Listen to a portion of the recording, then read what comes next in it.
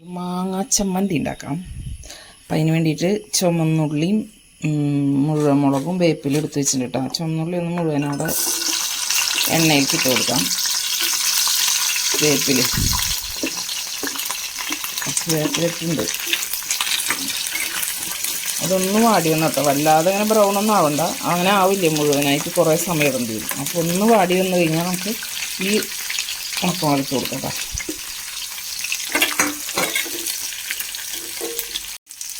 നമുക്ക് ഈ ഉള്ളിലേക്ക് മുളക് ഇട്ട് കൊടുക്കാം. മുഴുവൻ മുളക് അതൊന്ന് ഒഴിഞ്ഞ് വന്നിട്ട് അതിൻ്റെ മുളകിൻ്റെ ഈ ചെത്തിയുള്ളതും കൂടി ഇട്ട് കൊടുക്കാം.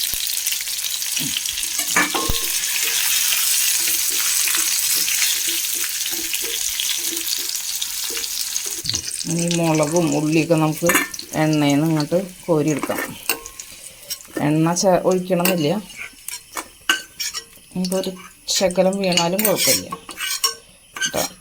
നമുക്ക് ഇതൊന്ന് ചൂടാറട്ടെ. നമുക്ക് ഈ എണ്ണയിലേക്ക് അങ്ങനെ തന്നെ കടല ഉപ്പേരി ഉണ്ടാക്കണം. അതിലേക്ക് ഉള്ളിയും പിന്നെ കറിവേപ്പില ഇട്ട് കൊടുക്കാം. മറ്റേ സവോള കേട്ടോ, ഉള്ളി ഇല്ല സവോള. അതൊന്ന് മൂത്ത് വരട്ടെ. അപ്പോൾ ഇത് നമുക്ക് മാങ്ങ ചെത്തിയെടുക്കണം.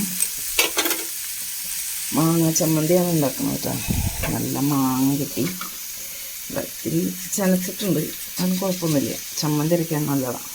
നല്ല മൂവാണ്ട മാങ്ങ അത് ചെത്തിയിട്ട് നമുക്ക് ചമ്മന്തി ഉണ്ടാക്കാം.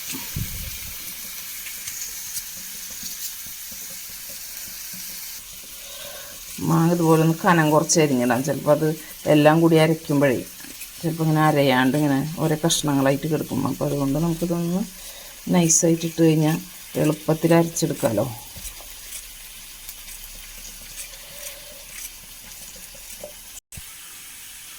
നമ്മുടെ ഉള്ളിയൊക്കെ മൂത്ത് വന്നിട്ടുണ്ട്.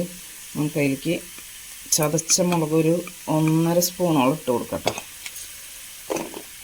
നമ്മൾ ഈ മഴയത്തും ഈ മുളക് ചതയ്ക്കുന്നത് കഴിഞ്ഞൊരു വീഡിയോയിൽ ഞാൻ പറഞ്ഞിരുന്നു, പക്ഷെ ആ വീഡിയോ ഡിലീറ്റ് ആയിപ്പോയി. അതുണ്ടായിരുന്നു.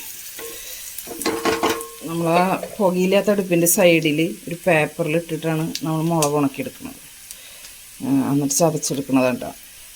വിറക് കത്തിക്കണ സമയത്ത് മുളകിനെ നമ്മൾ ആദ്യം തന്നെ തുണി വെച്ചിട്ട് നന്നായി തുടച്ചെടുക്കും. അതുമ്പോൾ മുളകുമലൊക്കെ നിറയെ ചളി ഉണ്ടാവും.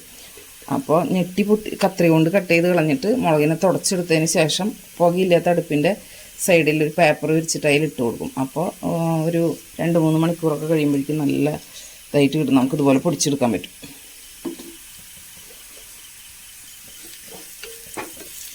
അപ്പോൾ ഇതൊന്ന് മൂത്തോട്ടെ. നമുക്ക് ഒരു 2 ടേബിൾ സ്പൂൺ നാളികേരം ചിരകിയിട്ട് കൊടുക്കാം. കടലപ്പേരിക്ക് നാളികേരം ചേർത്തിട്ട് നല്ലതാണ്. നമുക്ക് മസാല ചേർത്ത് കടല വയ്ക്കുന്നതിന് അത്ര താല്പര്യമില്ല, വല്ല എപ്പോഴൊരിക്കും മാത്രം അങ്ങനെ വയ്ക്കാറുള്ളൂ. ഇല്ലെങ്കിൽ പിന്നെ നാളികേരം വറുത്തരച്ച് വയ്ക്കും. അങ്ങനെ നാളികേരമൊക്കെ നന്നായി മൂത്ത് വന്നിട്ടുണ്ടെങ്കിൽ നമുക്ക് അതിലേക്ക് കടല ഉപ്പ് ചേർത്ത് വേവിച്ചതിന് ശേഷം ഉപ്പ് ചേർത്തതാണ് കടല ഇട്ട് കൊടുക്കാം. നന്നായി വെന്തിട്ടുണ്ട്. കടല ഇട്ട് കൊടുക്കാം. നമുക്ക് പുട്ടുണ്ടാക്കണം രാവിലെ. അപ്പോൾ ഇതിന് കുറച്ച് പുട്ടിലേക്ക് എടുക്കുകയും ചെയ്യാം, പിന്നെ കുഴഞ്ഞ ഗ്രേവി അവിടെ ആകുമ്പോൾ ചോറിലേക്ക് കഴിക്കുകയും ചെയ്യാം. അതിഷ്ടമാണ് കടല ഇങ്ങനെ വെക്കുന്നത്. അപ്പോൾ അതുകൊണ്ട് പിന്നെ കുഴപ്പമില്ലല്ലോ.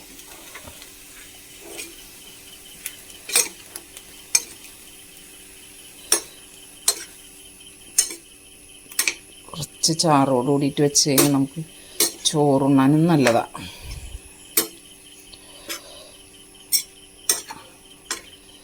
പുട്ടിലേക്ക് നല്ലതാണ്, ചോറിലേക്ക് നല്ലതാണ്. ഇന്നുകൂടി ഡ്രൈ ആക്കി കഴിഞ്ഞാൽ കഞ്ഞിയിലേക്ക് സൂപ്പറാണ്. അപ്പോൾ അതൊന്ന് തിളച്ചോട്ടെ. നമ്മുടെ കടല ഉപ്പേരി എന്ന് പറഞ്ഞാൽ അത്ര ഡ്രൈ ഉപ്പേരിയല്ല, കണ്ട റെഡി ആയിട്ടുണ്ട്. പുട്ടിനും ചോറിനൊക്കെ ബെസ്റ്റായിട്ടുള്ള ഉപ്പേരി. ഇനി നമുക്ക് ചമ്മന്തി ഉണ്ടാക്കാം. ഇതിനെ മൂടി വെച്ച് കൊടുക്കാം.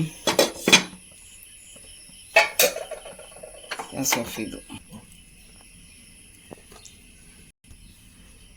നമ്മുടെ അടുപ്പ് കത്തുമ്പോൾ കണ്ട നമ്മൾ ആ സൈഡിൽ പെരിഞ്ചീരകമാണ് കഴുകി വെള്ളം മാറുന്നതിന് ശേഷം ഉണക്കാനിട്ടിരിക്കുന്നത് പേപ്പറിൽ. അപ്പോൾ അത് ഈ അടുപ്പ് കത്തി കഴിഞ്ഞ് കുറച്ച് നേരം ഒരു 2 മണിക്കൂറൊക്കെ നമ്മുടെ ആവശ്യത്തിനുള്ള അടുപ്പൊക്കെ കത്തി കഴിഞ്ഞിട്ട് നമ്മൾ കടുത്തി വെക്കുമല്ലോ, അല്ലെങ്കിൽ തീ കത്തി കഴിഞ്ഞ് കഴിയുമ്പോഴേക്കും ആ പെരുംജീരകം നല്ല ഉണങ്ങി കിട്ടും.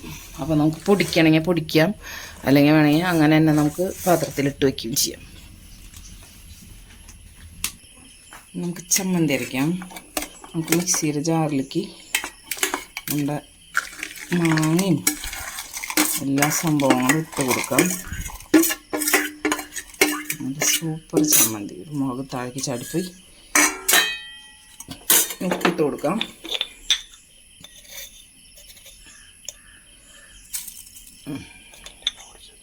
കല്ല് പൊടിച്ചതാണ്. അപ്പം നമുക്കിന്ന് ഇങ്ങനെ അരച്ചെടുക്കാം. നല്ല വെണ്ണ പോലെ ആവണമെന്നൊന്നുമില്ല. ആദ്യം ഒന്ന് തിരിച്ചെടുത്തതിന് ശേഷം നാളികേരം കേട്ടോ.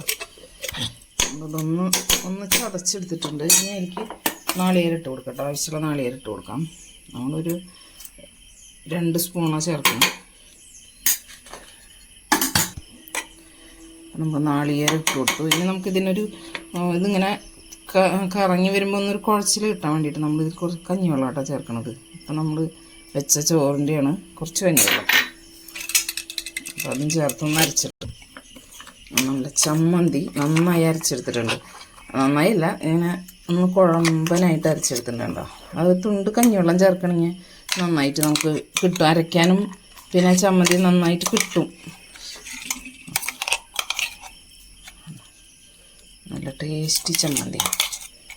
ഇതും കടലപ്പേരി മാത്രം മതി ചോറും നന്നായിട്ട്. നമുക്ക് അങ്ങനെയൊക്കെ മതിയിട്ടാ, കുഴപ്പമൊന്നുമില്ല. നമ്മളൊരു കൊത്തമര അരിഞ്ഞ് വെച്ചിട്ടുണ്ട്, അതൊരു ശകലം പേരി ഉണ്ടാകണം. അങ്ങനെ ചമ്മന്തി റെഡി.